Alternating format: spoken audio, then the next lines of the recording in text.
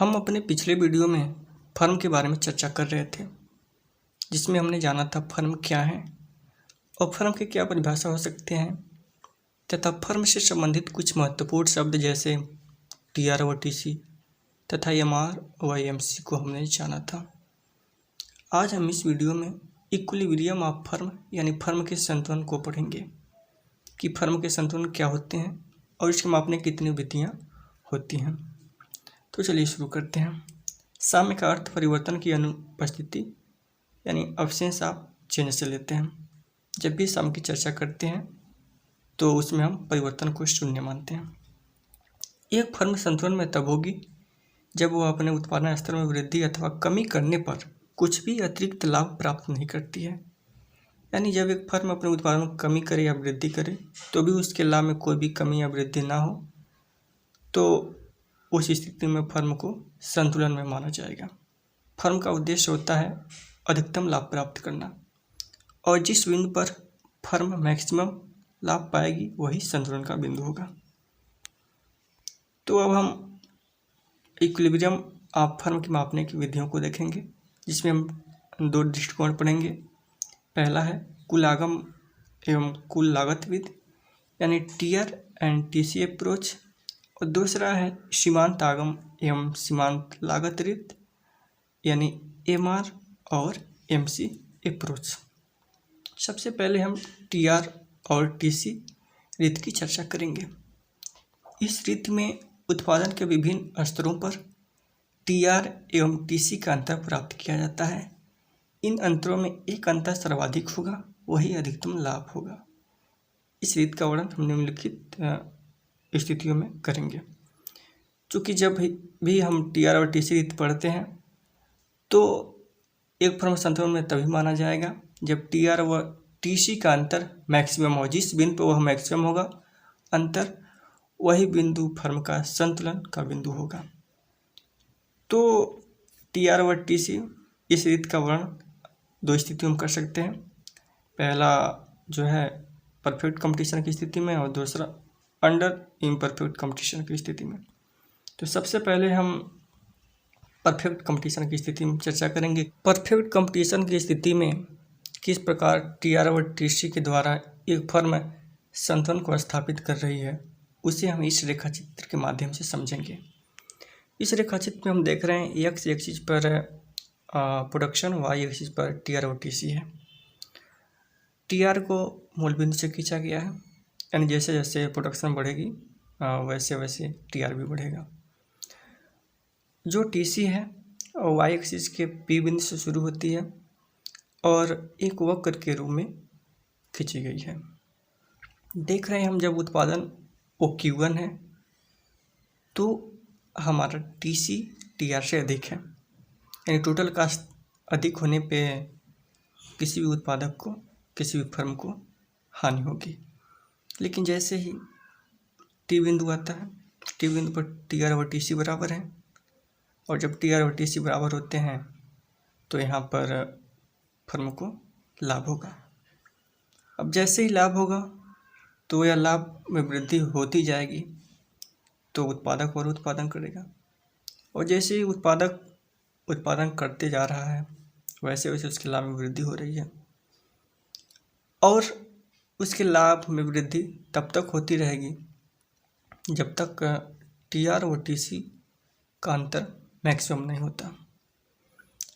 हम मैक्सिमम जानने के लिए हम टीसी कर्व पर एक स्पर्श रेखा खींचे और यह स्पर्श रेखा टीसी के केंद्र बिंदु पर टच किया।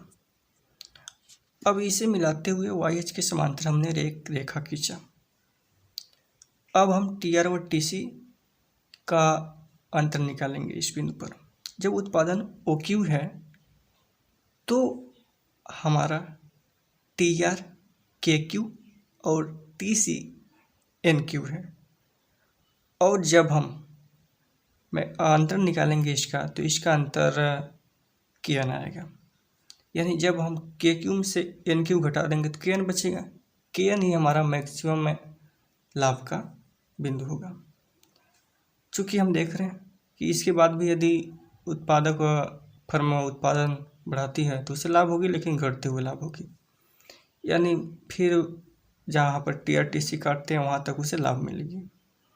इस प्रकार से हम कह सकते हैं जो हमारा टी और ब्रेक इवन के पहले का क्षेत्र है, ब्रेक इवन के बाद और ब्रेक इवन के पहले के जो क्षेत्र है, यहाँ पर यह लाभ का क्षेत्र है। यदि वह चाहे ब्रेक इवन के बाद जो ऊपर वाली भाग है उसके बाद उत्पादन करें तो उससे किसी भी फर्म को हानि होगी, और जो नीचे टी बिंदु के नीचे उत्पादन करे तो उससे हानि होगी। इस प्रकार से जो टी और ऊपर वाले जहाँ पे TRTC काटे हैं, ब्रेक इवन पॉइंट है, इनके बीच का जो भाग है ये लाभ का बिंदु है। इस प्रकार से जो हम एक लाभ रेखा खींचे हैं, देख रहे हैं Q1 से N तक लाभ जो है बढ़ रही है उत्पादन के साथ साथ। फिर उसके बाद N से घटते हुए N से Q2 तक घटती हुई है, यानी घटती हुई लाभ प्राप्त हो रही है। इस प्रकार से हमारी एक बेनिफिट लाइन भी खींचा गया है। अब हम इम्परफेक्ट कंडीशन की स्थिति में TR और TC के प्रयोग से किस प्रकार से एक फर्म अपने संतुलन के बिंदु को प्राप्त कर रहा है उसे हम पढ़ेंगे। तो चलिए शुरू करते हैं। एक फर्म अधिक उत्पादन तभी बेच सकता है जब वह कीमत कम करे। चूँकि इम्परफेक्ट कंपटीशन की बाजार की वह 3 स्थितियाँ, मोनोपोली, डुओपोली, ओलिगोपोली, जिसमें प्रोड्यूसर या कोई भी फर्म यदि अपनी वस्तु की कीमतें कम करती हैं तो उसकी वस्तुएं बिकेंगी, और बिकेंगी तो उसे अधिक लाभ मिलेगा। बाएं से दाएं ऊपर चढ़ता है किंतु घटती दर से, क्योंकि जैसे जैसे उत्पादन का अधिक विक्रय होता जाता है वो Q1 तक TC > TR हानि होगी। जब टोटल कॉस्ट अधिक है TR से तो उसे हानि होगी। इसे समझने के लिए हमने एक डायग्राम बनाया है। इस डायग्राम के X एक्सिस पर प्रोडक्शन और Y एक्सिस पर हमने कॉस्ट और रेवेन्यू को लिया है। जब उत्पादन वो Q1 है तो हम देख रहे हैं कि जो TC है वह TR से अधिक है, यानी यहाँ पर उत्पादक को हानि होगी। लेकिन जैसे ही TR और TC एक दूसरे को काट रहे हैं T बिंदु पे, तो इस बिंदु को हम ब्रेक इवन पॉइंट कहते हैं। यह किसी भी उत्पादक को उत्पादन करने के लिए TR और TC बराबर होना जरूरी है। उसके बाद यदि उत्पादक अपने उत्पादन बढ़ाता है, उत्पादन बढ़ा के वह OQ करता है, तो जैसे ही OQ करता है तो यहाँ पे TR और TC के बीच मैक्सिमम डिफरेंस मिलता है। चूँकि हमें यही चाहिए ही, जहाँ पर TR और TC के बीच अधिकतम अंतर होता है वही लाभ का क्षेत्र होता है। इस प्रकार से हम देख रहे हैं कि मैक्सिमम अंतर निकालने के लिए हमने TR और TC कर्व पे एक स्पर्श रेखा खींचा है, और जहाँ पे स्पर्श कर रहे हैं उसको मिलाते हुए हमने Y अक्ष के समांतर एक रेखा खींचा है। और इस प्रकार से जो KN भाग है यही हमारे लाभ का भाग है।